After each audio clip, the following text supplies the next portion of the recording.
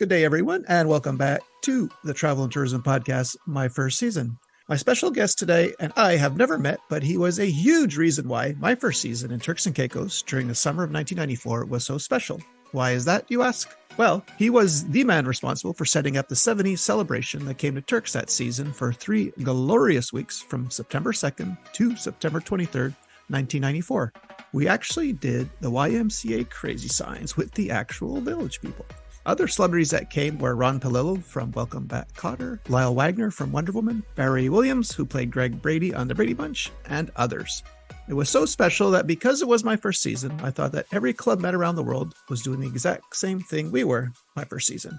And it was only after my first season that I realized that I was very lucky to have experienced that in Turks and Caicos, because it never happened again. So for the last 28 years, I've been talking and raving about the 70 celebration to anyone who would listen to me, and the man who put it together is here today, listeners. He worked for Club Med from September 1987 to 1995 at Club Med Corporate in New York City. He was the director of advertising and sales promotion in the marketing department, and he didn't just do the 70 celebration. He did so much more, and we're going to talk a lot about the TV and radio campaigns as well. From New York City, please help me give a warm welcome to Anthony Salerno. Hey, Anthony, how are you today? I'm okay, Greg. How you doing? Good. So glad I found you. So glad I tracked you down, and very happy you are here today. Thank you. Thank you for the invite. Were you expecting an invite from me? Did you know I was looking for you all these years? I didn't. Okay. I wasn't a village GO, so and everyone that you've interviewed so far was actually a village GO. So I guess I'm the first New York office GO. Yes, I believe you are, sir. And in your bio, you told me, you went to UCLA, but not on the West Coast. And much as I know about the college system, there's no UCLA in the East Coast. So if you can tell our listeners where UCLA is on the East Coast. Sure. So that came up. I went to a school in an old building in Manhattan, and we had an elevator operator. He was always cracking jokes. And one day I walked in and he said, "Welcome to UCLA." And I looked at him and he goes, "Yeah, the university on the corner of Lexington Avenue." I knew it as Baruch College, but I thought it was a great joke that he had going. And that's something I still think about and him when I think about my college days. I wonder if he made that up, because that guy would have been good in advertising, right? Definitely. So if you went to school in New York, would you recall when you first heard about Club Med? Did you see an ad, or did someone go to a Club Med? I was heavily influenced by TV, and Bewitched was one of my favorite TV shows, and I wanted to be just like Darren Stevens. Yes. Okay. Not many people would know. I'm guessing you know that actor. There was 2 different actors that played Darren Stevens. Do you know their names? Dick York and Dick Sargent. Yes, of course. All right. So, Dick Sargent came in like season 5 or something like that. You probably did good at the Welcome Back Kotter trivia in Turks when we had it. I'm guessing you probably knew all the answers, right? I think I did okay. The one I couldn't get was, what was the name of Arnold Horshack's girlfriend? And I can't believe Tatsi. Yes, I blanked on that one, but I figured you'd get that one. Okay. So you want to go in advertising. Now, did you see any Club Med ads at the time, or is this someone went? In New York. I was in New York, and I hadn't been exposed to the advertising yet. I guess I wasn't part of the target audience. I learned a little bit more about that as I got involved. My cousin had gone to Club Med, and she came back. She had gone to Paradise Island, and she was raving about it, and she was telling me that I would enjoy it. And so I started asking around with my friends, and nobody wanted to go. And I wasn't going to go on vacation by myself.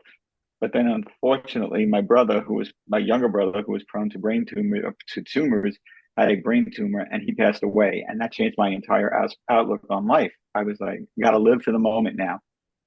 After everything was calmed down, I ended up going to the Club Med Boutique on East 54th Street and off of Fifth Avenue in Manhattan, sat down and booked a Club Med vacation for myself. And I went to Paradise Island based on my cousin's recommendation. Was it a singles village back then? It was a single, yes. Definitely not a kid village. This would have been, I guess, obviously 1986. 83. Oh, 83. 83. Okay. Yes. Wow. First Club Med. Paradise. Wow. Do you remember the chief or anything? I don't remember the chief, but I remember getting off the plane and being taken to a boat that took us across to Paradise Island, which was great. And I remember the one person that worked there that stood out the most was the animator, E.T. He E.T. was hysterical. E.T. Do you remember where E.T. was from? He was from Turkey. Oh, he's from The little Turkey. things I remember. Okay. Yes. Was he Oh, named after the movie, or the ET stand for something else? Okay. I think it stood for extra Turkish, if I remember correctly. Oh, ET, if you're listening, get in touch with Greg here and let him yes. know. Yeah. Yeah. That's probably, yeah, that's a great nickname, actually. Extra Turkish. Okay. Wow. And he was pretty funny. I had us in stitches all week. And I mean, I've seen many animators throughout my time at Club Med. They've all been great, but he was my first one. And I didn't realize that a resort would do something like this. And it just, it's what turned me on. And so what happened? That was 83. 84, I went to Martinique by myself. Oh boy. Again, I said, I don't care if nobody wants to go. I'm going. Went down.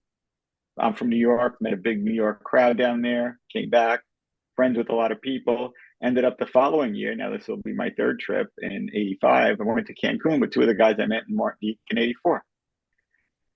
Then I went to Martinique again with some friends from work in 86.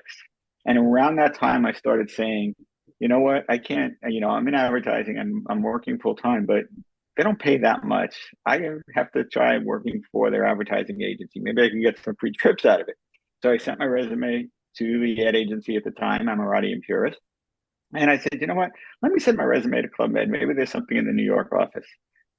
I get an invite to interview with the media director at Amirati and Puris, and it went well. And I was waiting to hear back, and I had an invite from Club Med to meet with Danielle O'Foyle, who was the advertising director, and he was resigning after many years to go to the Wharton Business School. So my resume actually landed on his desk the day he announced his resignation, and he called me in. I went in early in the week to meet him. He had me come back on Friday to meet with Jacques Chiraud, who is the then CEO, but he was going to be leaving, and Jean-Luc Wizon-Chapon, who was the incoming CEO. Met with them at lunchtime. They called me up 5 o'clock. I got the call from HR. We'd like to hire you. How soon can you start? I said, I'll let you know on Monday. I knew I was going to do this, but I just needed to think about everything. I called them up Monday morning and I said that I accepted the offer. And I started 2 weeks later. It was the beginning of September.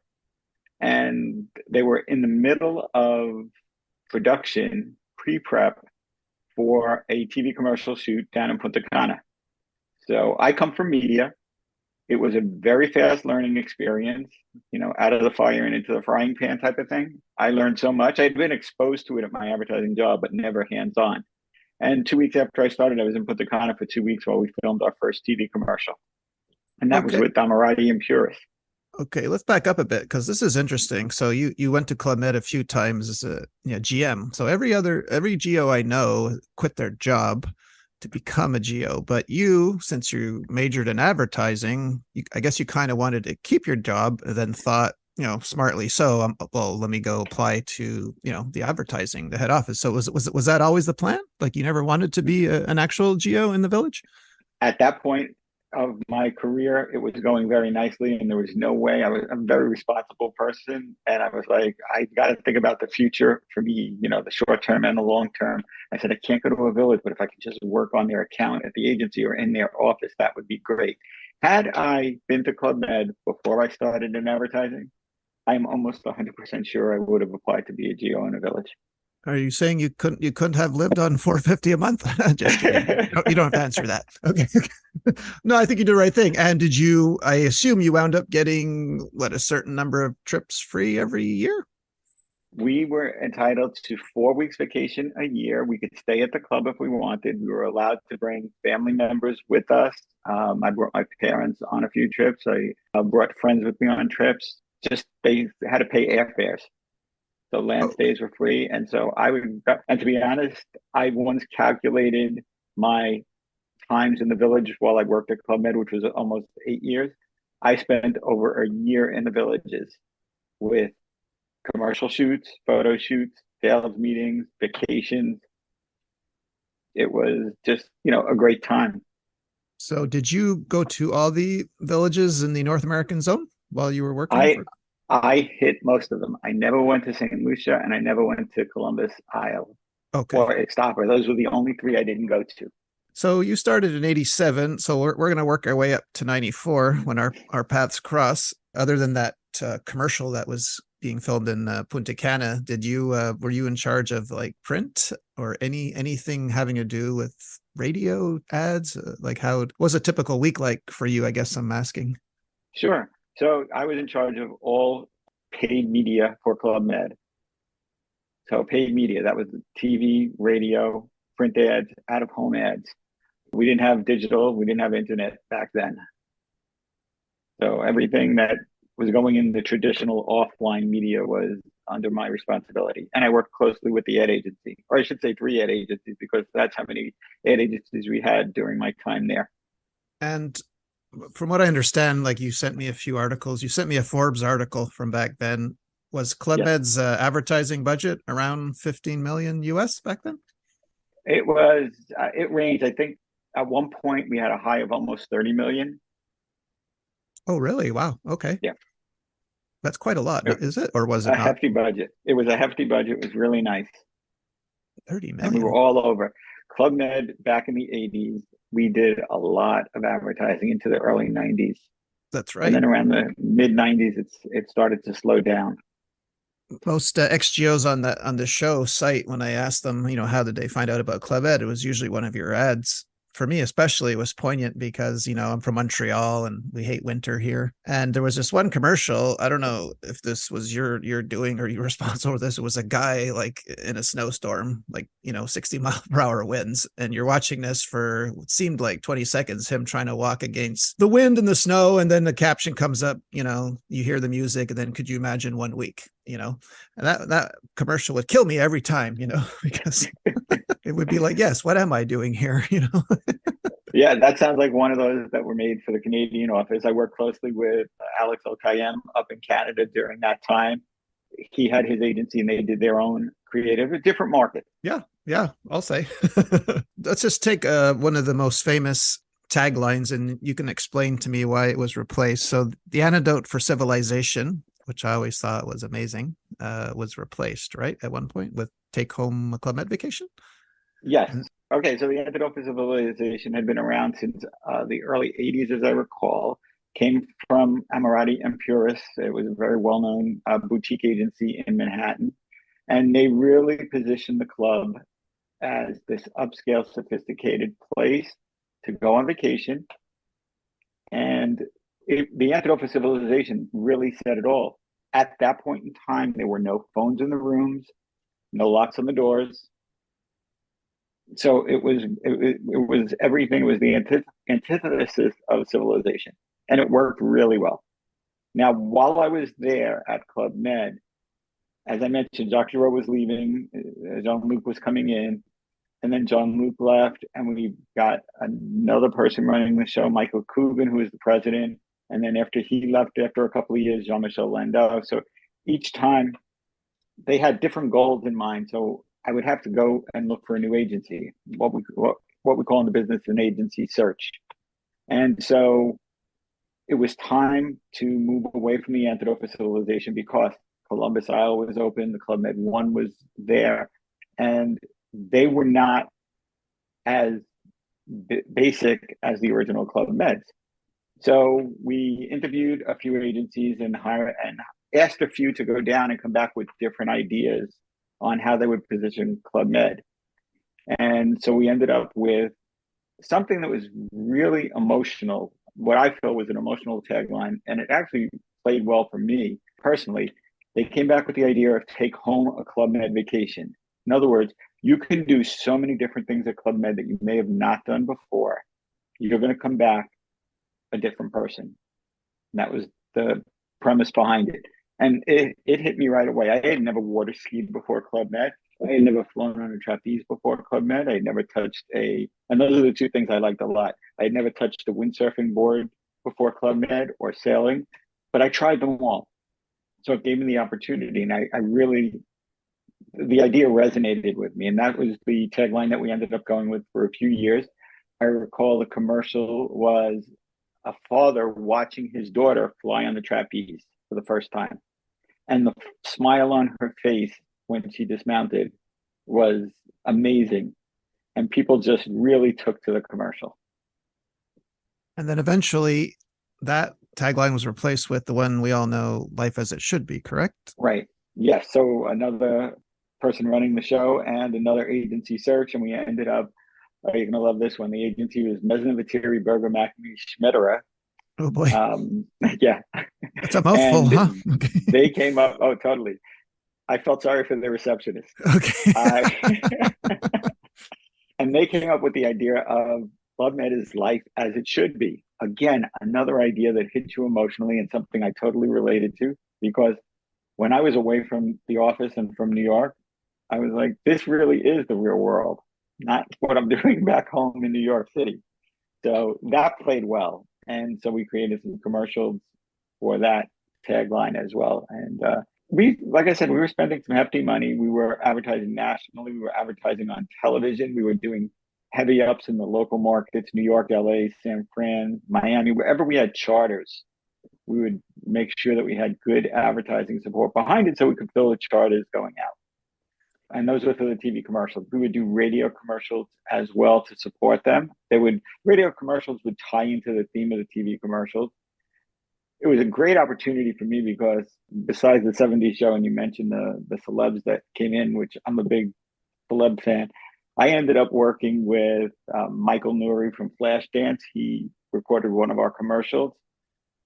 And Joe Cirola was the voice of Club Med. He was an actor and voiceover person. Not maybe his name is not as well known, but he had been an institution in the business.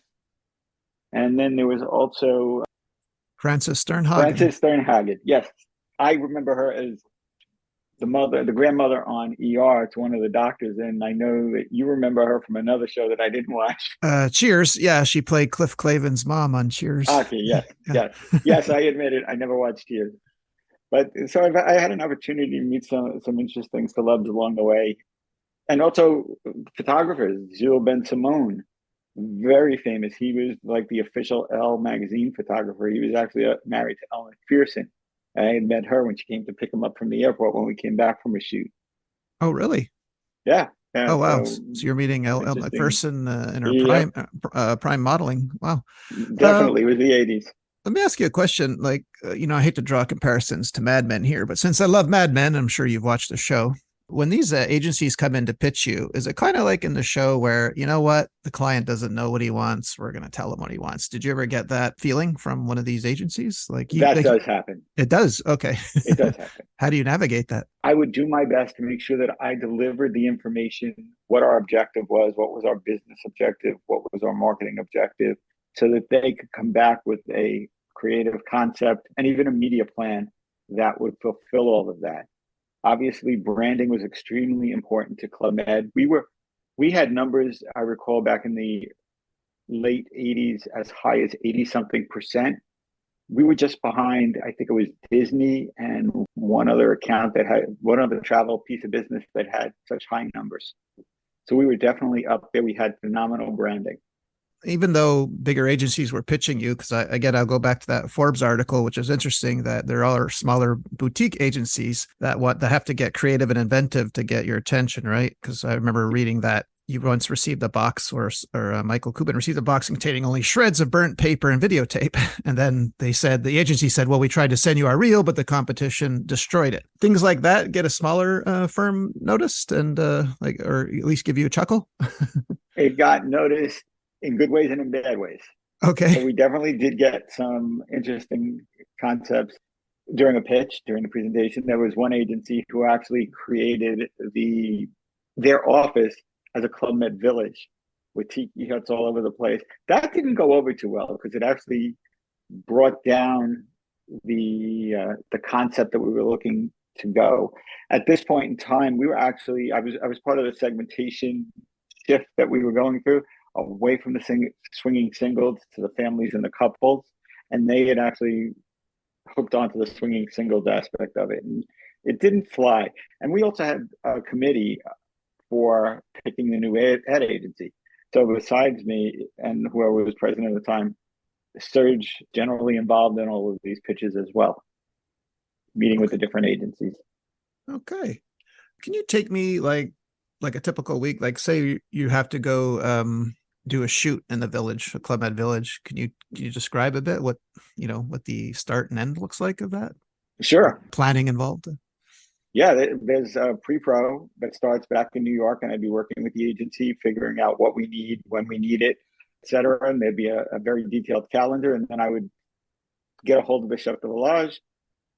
If I knew him, great. If not, I'd introduce myself, and then I would work with someone on his team so that they could prepare for us to come down.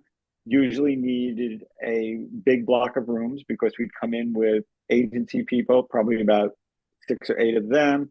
We'd have our talent, probably another 6 or 8. Then you'd have your crew, could be another 20 or 30 people.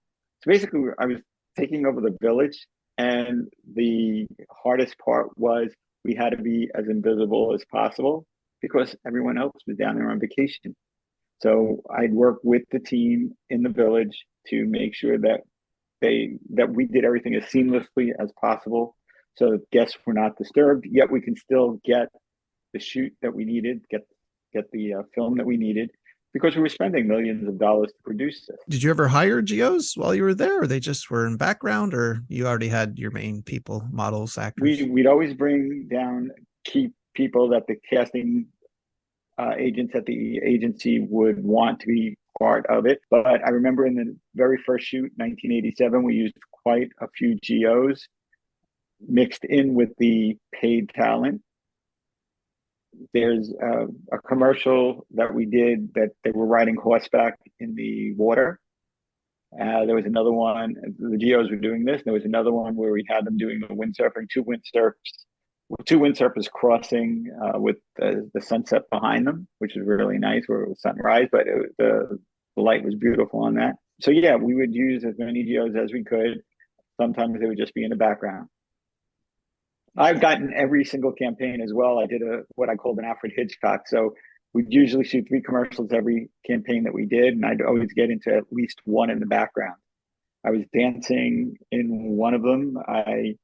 My favorite one was when I was working the bar on the trapeze, although I'd never done it before, but I got the bar and I sent it back to Lee May, who was Bob Christian's daughter. She was the one flying. And this was in Cancun. The best was when, oh, this was a great shoot. Talk about prep. I had to call up Bob Christians to say, Bob, we're shooting a commercial and it involves the trapeze. Great, great. Okay. What do you need? Okay, you need a trapeze set up in Cancun. You know, when you drive up before you hit the village itself, before you hit planning, et cetera. I said, we need to put it on the water over there. And Bob did it. He got it done, brought his team, and it was phenomenal. Are you saying he put up a full rig? This was a full rig before the trapeze ever went to Cancun officially. And Because I now guess, where it is, it's a different spot from what I yeah, remember. if they were toying with the idea of keeping it there as an activity, or you just couldn't do it where it was on the No, water. they couldn't at that point in time, and they couldn't keep it there. But we did it, and we put it up there just for the filming of this commercial that we did. And because we were filming we were filming at one location. It was supposed to be representative of all the locations. So you could probably see the water from one of the other villages, but we couldn't shoot in that village. So we just rigged it up and put the trapeze where we wanted it. So it looked like it was there. We also did a room setup on the beach so that it looked like when you open the doors, you could step out onto the beach. You can do that in some of the villages, but not at the village we were shooting at. So we just rigged up the room, and it was amazing how they being the production crew were able to make the rooms look just like the rest of the other rooms that were there, but just had the view that we wanted where the sun was going to be in the right spot. You have to take a lot of things into consideration. We built a tiki hut on the beach way before any of them had it, and then we ended up leaving it there for the village, and they loved it. And when I went back a few years later, I know it was still there. So Have we you brought some nice things down to the villages. have you checked are any of these commercials able to be seen on YouTube? Like, have you ever done a deep dive on YouTube to see if? I have seen some of the commercials. Okay. I would say if you look for them, Club Med would be obviously the keyword. You Mhm. might try Amirati and Puris. Okay. The name That's of one of the ad agencies. okay, TBWA would be the other, and they might be there okay, somewhere in my garage in my memoirs here, my souvenirs. I know I have commercials somewhere. okay. Well, let's fast forward a bit to '94. So this, as I said in the intro, this was a huge part of my first season, and I thought it was completely normal that this was done every season. But how did the idea get started to do a '70s celebration? Why '70s? Why not '60s, '80s? Like, how did it happen? Okay, so the sales team had been toying around with the idea, and there was one person in particular who was starting to put some ideas, some events together. Donna Dorenzo. And Donna, if you hear this, I know that you're the one who started this. You had put together a few different programs. Tennis was one of them, which I know she was a big fan of. And I proposed the idea, in fact, two ideas. And one, I know she ran with one, a soap opera festival in Huatulco. And we had a few New York soap stars going down to the village and interacting with the guests. And I was a big 70s fan. Disco, loved it. So I proposed that idea. And so we got the green light. And that's when I started making calls around Manhattan. I found out who repped who. I found the Village People's rep, said, we'd love to have them come down. Found Barry Williams' manager, talked to Ron Palillo directly, ended up taking him out to lunch before we even went down. And that's when I proposed the idea to him, and he loved it. Tried to get Epstein, Oh, you did? Page, I think his name. We tried to get Yeah. Epstein, but that didn't work. Okay. That didn't work out from a timing perspective. I guess And then I brought, John Travolta too was a no go because oh, that okay. was definitely a no-go. I mentioned it to Ron, but no, that didn't go. And Okay. then I invited Paco, a big DJ from the disco days, and I brought down some dance instructors who taught the hustle. Well, can I ask you a question Yeah. before we go on? Like, since you're from New York City and you love disco, did you ever go to Studio 54?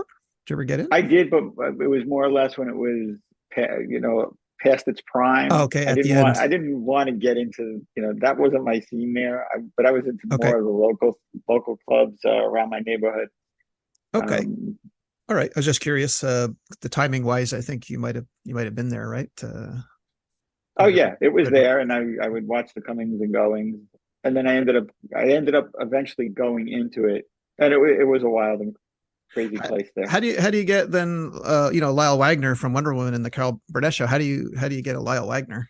I actually met Lyle and Sharon Wagner at Turks a few years prior, Really? and they were just on vacation, and we started talking, blah blah, whatever. She had given me their contact info, and I had it in my Rolodex. Yeah, back in those days we had Oh wow. Rolodexes, and so I said I'm going to call Lyle Wagner. So I got Sharon on the phone. We started talking, and they loved the idea because they were fans of Club Med. Okay, didn't know that. I remember he used to come by the scuba shack to talk to me a lot because he knew my job was, as scuba gestion wasn't the most glamorous. So he would sit and talk to me. So yeah, he was very nice guy. How did the month of September, like why not July, August? Was that just because everyone's schedule was freer in September? Right, it was a matter of juggling space in the village, the talents availability, who can go when, what was going on in the villages at the time, where we could find seats on the charter, because we did our best not to have to pay for anything when we did this. And in fact, all those people that I brought down were invited as guests. We didn't have to pay anybody. They all Okay, just came down for the week's vacation. so they got their airfare and accommodations. Exactly. Now, how much planning with the great chief of village, Jean Pierre Grand, did you have to speak with him before or only when you arrived Oh to the no, village? I had worked closely with him before I even arrived at the village, and he was phenomenal. And you obviously worked with him, so he Mm-hmm. was phenomenal in making sure that everything went smoothly. I had the full support of the team for everything. With the village people, for example, no one could be in their dressing room, so everyone had to leave. They had to have certain accommodations that were made according to their contractual rider, Okay, which so there is a rider like and so they didn't like ask you to remove all the blue M&Ms from the M&M bowl, right? Like no, that I think this that was just Diana Ross or somebody, right? Oh, okay. That's right. Yeah, but some of these riders gets pretty specific, right? Like Yep. remove all the raisins from the Raisin Bran type of thing. So were the Village people aware that Club Med was the only company in the world that was playing their song 60 times a day? Like, did they know this before they came, or? I don't think they knew it. I think they found it out when they got down there. Okay. And when they actually, so one night, one of the nights there, and you'll recall this, they put on a show. Yes. And then YMCA came on, and everybody just started doing crazy nights. Yeah, because I had, started there in June. So from June to September, it was on constant rotation, right? So the fact that they actually show up and you're doing YMCA, and most people don't get that chance, right? But it's pretty surreal moment when you're doing it with the people that sang the song, right? I mean, it's exactly crazy. Spread over 3 weeks. So that was just to accommodate the people, because you had Henry Gross, right, who sang the song Shannon, I believe, right? That came by. Right. Yep. And Paco the DJ you mentioned. Now, here's something very interesting. True or false? Did you meet your future wife there that week? I did. Okay. Now, actually, yeah. How? You want to know how? Okay. Yeah. So on the plane in New York, on the charter, waiting to take off, there were some delays with the equipment. I use the term loosely for the Village people because it's not like they were playing, any musical instruments, but it was their costumes and their makeup, etc. So there was a delay. I was walking around talking to all the guests up front that were part of the celebration. And I remember I was talking with the cowboy from the Village people. Jeff Olson was his name. And this girl walks by and she goes, "Hey boys, where's the party?" And she continues walking down the plane, to go to the restroom. And I was like, whoa. And that's when I first noticed Marie. And then when we got down to the Village, we went to the room above planning, if I remember correctly, and we were using it as a dance studio. And so I had brought some local dance instructors that I'd seen at clubs that I go to teach the hustle, 70s dance craze. And they paired me up with this girl that I saw on the plane. And little by little, during the course of the week, we ended up liking each other. Did you ask them to pair you up, or just happened that way? No, it just happened that way. They actually, wow. and she and my wife at that time, she had a friend that she was hanging out with. She had gone down alone. My wife, she was hanging out with this other girl, and she kept trying to push this other girl for me to dance with her because she didn't want her to be left out. But she wasn't as light on her feet as Marie was, and I kept gravitating towards Marie to dance with her because you were tired of your feet getting stomped on, right? No exactly. Okay. Exactly. And then we're hanging out with everybody, and they kept pairing Marie and me up. And even Ron Palillo was saying, "You guys are good together." And I was like, "Oh, great, taking love advice from Arnold Horshack." And I say that with respect. He was a great guy. Rest in peace. We ended up hanging out all week. We were in the show together, dancing as we put on a hustle performance with a couple of other people that were in the crowd that were learning the show. We came home on a Friday afternoon. That was the charters from New York were Friday to Friday. Came home on a Friday afternoon, went out dancing that Friday night, just Marie and me, and had a great time. And before you knew it, that was in September. By April, we were engaged, and then we were married the following March. Yeah, and so next March will be your 28th year anniversary. Exactly. Wow, congratulations. You're keeping track. Yeah, congratulations. Thank you. That's awesome. Can we get back to Ron Palillo for one sec? Sure. Definitely rest in peace, because I remember you organize photo ops with these guests, right? You could go up and take a photo. And I remember vividly exactly what I said to him, and I'll never forget his reaction, because you're kind of moving, waiting your turn, click by.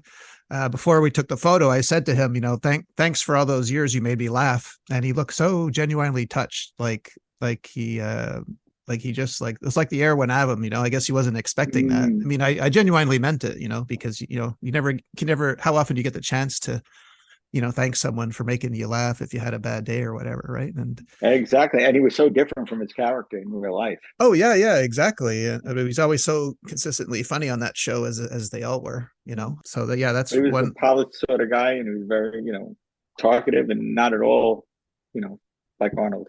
Yeah, and I meant like everyone was kind and sweet. I only have good stories to tell, and I even remember talking to Barry Williams, and like I told you, I don't know if this is true. Like he was joking with me, or he was serious that he said he came down with his bodyguard and he showed me who his bodyguard was. But you're saying that might have been his manager, right? I So think it was his manager, and I so think in his mind he was living in the okay, 70s and might have needed a okay. bodyguard when Brady Bunch was popular, but I don't Yeah. know.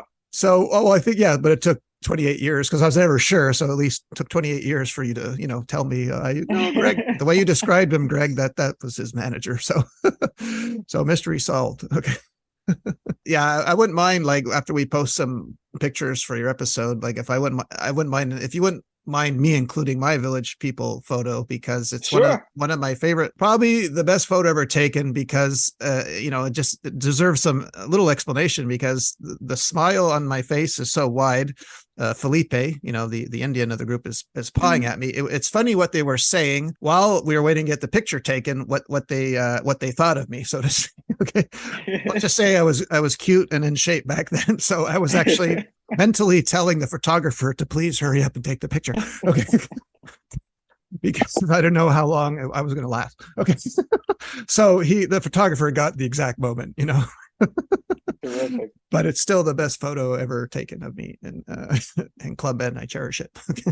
As I do those whole 3 weeks because talk about getting you don't realize at the time you're lucky getting sent to Turks and Caicos because I didn't know anything about it at the time when I was sitting at the table with other GOs and the guests would ask them, hey, what's your favorite club? They'd always say Turks, and I thought, okay, you probably have to say that, right? Because you probably can't talk about another village, but when you leave, that's when you realize, wow, that was pretty magical, that Mm. season. And so I understood once I left that it was like lightning in a bottle, with everything that happened that season, and you guys planning the whole 70 celebration for us. It was awesome. I mean, I hope you had as much fun as we did. Oh, I had a blast. Like I said, Okay. I was a product of the 70s. I just loved it. So to be able to pull that together, I mean, that was one of my big hurrahs at Club Med. I mean, besides doing all the commercials that were seen by so many people, pulling that together, doing the Archie comic was Well, another yeah, that thing. was that was my next question because I didn't know about this. What year did that Archie comic come out? Ooh, I think that was 91. Okay, yeah, and I'm a big comic guy. I used to love reading Archie, but I didn't know about that. So can you tell me a bit how that happened? Sure. We were working on our family segmentation, pushing the villages with the mini clubs and all. And I was exploring different opportunities to advertise in. Most of them were the parent type of magazines. And I had read somewhere that children influence vacation decisions a lot. Parents are going to want to take their kids where they're happy. That's why so many people do go to Disney because the kids are influencing their parents. So I figured, you know what? How else can we reach the kids? And I thought of Archie Comics, but I said, let me put a twist on this. Let me call the Archie people in. They'll think they're coming in to sell me. I'm going to sell them the idea of sending Archie and the gang down to Club Med. And it worked. So I sent a writer and an artist down to St. Lucia so that they get a feel for the club. And they came back with the story of me. I'm a character on the first page of the comic book, seeing Archie and the gang performing at a concert. And I was like, you guys would be great at Club Med. Why don't you come down and work there? Not that I ever did that in real life, but that was, they took some liberties with the story and we sent them down. And if you recall, Archie and Mr. Weatherby, the principal, didn't get along. And guess who was on vacation at St. Lucia as the Archies went down? Mr. Weatherby was there. So there was, some conflict, some funny stuff going on, and it was a good story, and people were talking about it. And I got to say, walking around the office with storyboards from the Archie people is like a phenomenal event that I'll never forget. So Showing people, and I mean, people grew up with Archie, so they can all relate. you said you approached them. Yes, How do you find out were there offices in New York where Archie was? yes, they had offices in New York, and Okay. I would get sales reps calling me all the time. On occasion, I would call a sales rep to say, I'm interested in learning more about your publication or your radio station or whatever. But most of the time, they would call me. But I ended up finding out who did Archie, and I called them up. Okay. Much as I love Archie, I kind of wish you also would have contacted Stan Lee and got us into a Marvel Spider-Man comic or something. Oh, come on. No, it would have had to be Superman because I'm a DC fan. Oh no! Oh no! Okay, I'm sorry, we don't have any time, Anthony. My light board is going off here. Okay, no, I like them both. I like them both, but well, yeah, no, a DC would have been great. Superman comes in, saves the day. No, but the fact that you even got us in a comic, that's pretty major. Yeah. And we handed them out on the planes on the charters to go to the Oh, mini clubs really? so that the kids could have something to keep them Oh, entertained while they wow. were on. And then we distributed them out at different trade shows that the salespeople went to. So we got copies out all over the place, and it worked in our positioning. I mean, as you know, the club eventually was known for families more so than swinging singles. You're the whole reason there's an Archie show now on CW called Riverdale. That's probably you. You brought it into the mainstream. Oh boy, no, I can't take credit for that. All right. Also, something I find very interesting is this person is still alive. She's, I believe, 89 years old, still performing. You were on a business trip to Paris, casting talent for your commercials, and you wound up having dinner with a Grammy Award winning singer and actress. Would you mind telling listeners who that was? Sure. So we ended up casting out of Paris because we were a global organization. So even the US could go and we'd cast out of Paris because then we could avoid some of the restrictions in the US in terms of when people could work, et cetera, and what kind of rights we could get from them. So we'd cast in Paris. And we'd generally be shooting in a French village. I know we shot in Caravelle once. And so I was with the producer from our ad agency, and we were there to find the talent. And the producer said, I have a friend. I invited her to dinner. She's going to bring her mother. And I was like, okay, fine. We're more the merrier. It was just a few of us there from the agency and me. I get to the restaurant and I find the friend is talking to the producer, and she has her mother with her. And her mother is Petula Clark, famous for Downtown and Don't Sleep in the Subway. I made it a point to sit right next to her. She was so nice.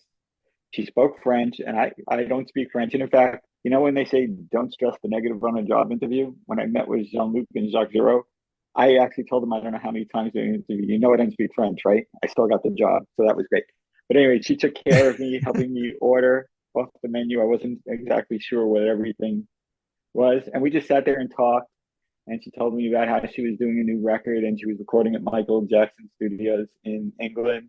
And it was just a night. I was like, what more can I ask for? I mean, this woman is a phenomenal singer. I've always been a fan. And now by accident, I'm sitting next to her at dinner because someone knows her daughter. I mean, that was something else. I know. What are the odds that, you have dinner with her, and then 1998, she meets Queen Elizabeth, and she's made a commander of the Order of the British Empire. I mean, Yeah. that's crazy, right? I mean, Yeah. And then when she was on Broadway in Blood Brothers with Sean and David Cassidy, I sent her a note and she invited me backstage. This was like a oh, year or two after I had oh, had dinner with her. so Sean Cassidy, Partridge Family. Is this No, this is David Cassidy, Partridge Family, Sean Cassidy, Hardy Boys. Oh, that's right. So since you're you're a 70s TV guy, you love those shows, I'm guessing, right? Yep. Okay. Yeah. All right. You want to take a funny story break? I'm sure all those times you've been in the resorts, do you have any funny stories? Anything wild, weird, wacky happened to you? Yeah. Oh, a couple. Well, I remember after I had left Club Med, I went with my family to Punta Cana in 2002, and it was a Turks and Punta charter together. My kids at the time were 4 and 1. The new people that had just left Turquoise after a week being there were already on the plane. Lands in Punta Cana. My wife and I were two of the first people to board. We had both of our kids. My wife had the kids. I was carrying 2 car seats. We're dragging luggage and everything, trying to get to our seat in the plane.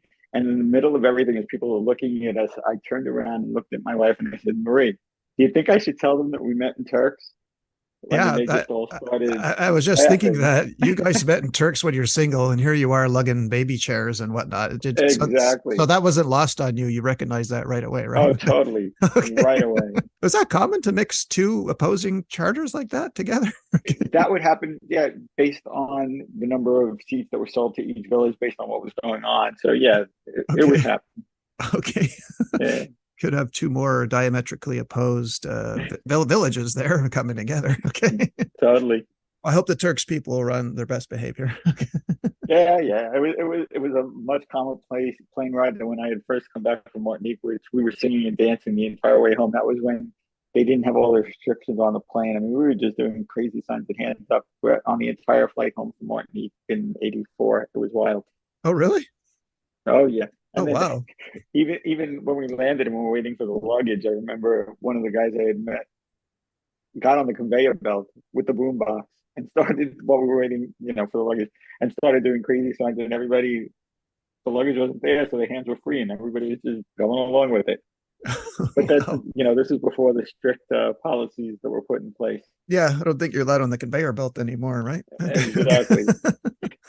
Wow, that is crazy. Have you gone back several times since that 2002 visit? After that one, we went back in 2008. So my son would have been 10 and my daughter would have been 7. We went to Cancun, and that was our last trip to Club Med. Kids didn't want to go. They were like, no, no, and don't put me in the mini club. Don't put me in the mini club. We got down there. My son said, pick me up at noon the first day. We went to pick him up at noon. He said, leave me here. I'll come back at 5. And at the end of the week, he cried that he had to leave. This was 2008, you said? 8, yes. Oh, Yeah. okay. Oh, that's right. 10 years Yeah. old.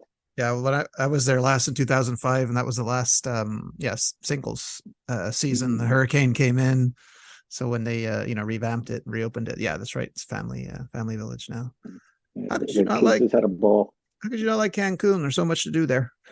Yeah. Woo, man. Please, like, if I haven't asked you something, please jump in, Anthony. I wouldn't want to let you go without failing to talk about something. Am I forgetting to ask you anything, or are there anything else you wanted to talk about? I know you had I think also Frank Langella was also one of your right. people that did Oh, radio right. commercials, right? Right. You know what? I think I said Michael Nouri. I always get Michael Nouri and Frank Langella mixed up. It was Frank Oh, Langella that's who who you're was talking about. famous for Oh, because Dracula. Yes. well, yeah, Yes. one did Dracula, one did Flashdance, right? Exactly. Okay, so it was Exactly. It was Frank. Frank Langella. Okay, Yep. how was he to work with? Good. Yeah, nice guy, Yeah. and very professional, and we got some good takes in the commercials, and that's what it's all about. Yeah, no, I'll say. Well, you've yeah, you're definitely like the first person from the corporate offices we've had. So none of my other questions really apply to you, but you've I know a lot of people love the old Club Med advertising and slogans and everything, and you've supplied me with a lot of great photos from that, which we're definitely going to include Okay. with this episode. But no, please, if I haven't asked you something or if we've covered a lot of it, please let me know, because it's been really kind of you to take your time to talk to me. Sure, sure. I think that we've covered so much. I'm actually looking. I've talked about spending over a year in villages. In Yes. total, I actually did a count. I spent over 42 weeks. No, 42 village trips. That's what I did. I did 42 village trips that had me spending over a year in the villages. Okay. I've With been to all Turks 9 times, Cancun 7, Punta 6. I loved Punta, even though it was a family club. I went there as a single a few times and had a blast. Let me ask you this, but besides Jean Pierre, because you've spent, about as much time in the villages as a GO, who were some of your favorite chiefs of villages to work with? This is either as a GM or you working in the corporate office. So what are some of the names that you remember that you worked well with? Oh boy, that's a tough one. Jean Pierre definitely. I'm trying to remember who was I Because the fact think that you went to Greg Snyder. Greg Snyder. I think wasn't he chief of village in Cancun? Well, he was also like he when I was in Turks, he actually replaced Jean Pierre Grand, like which would have been around September, start of October. So Greg actually was the chief right after Jean Pierre in Oh, okay, '94. because But yeah, but he did work at Cancun, sure. I remember in '93 we did a Playboy promotion and had a couple of playmates down in Cancun. I could have sworn it was Greg. Oh, okay. And I know I worked in villages with Ye and Dirk. And with those Yeah. playmates in Cancun, that was definitely a singles village then, right? Oh, Was it, definitely it a hadn't single turned family village. yet, right? I'm just Yeah. kidding. Okay. No, I've known I believe I worked with, we had a guest on that was talking about that week. So it was a great week. Yeah, no, you met a lot of people. You had next to Geo, that you probably had the job that I think everyone wanted. I will admit it was a except great job. except with much more salary. Okay. Yeah, but remember, I was living in New York, so I don't Oh, know. that's true. I love watching Those those. beads only went so far. Yeah, no, it's true. And I love watching those videos like New York real estate, how much someone pays for 1.5 and how small it is. And they have to Mm, put their things vertically, like no, you're right. You're right. It's not like, you were Rockefeller or anything there, but I think even some people thought 450 a month was a lot back then for Club yeah, Med. I sure did because I was Canadian, so I get paid in US dollars. So it worked out for me. that really did work out. That's nice. Well, Anthony, I want to thank you again for taking the time. It's so nice to talk with someone that's was a big part of my happiness during my first season with I'm glad I was able to do it. with organizing that, because I've never forgot it. And like I said, 28 years later, I'm still talking about it, and hopefully for another And that's 28 great. more. That's great. I love it. 20 years and you're still talking about it. Let's hear from the other GOs who remember that. Oh yeah, there's a lot still out there. I hope we get a lot of feedback on this one, because I know it was a special time in their lives too. So really, thank you once again, Anthony. This has been awesome. You're welcome, and thank you for the invite again. All right. Well, everyone, that was Anthony Salerno. We'll see you next week with another new installment of my first season. Bye, Anthony. Say goodbye to everyone. Take care, Greg. So long, everyone. Hope to hear from you.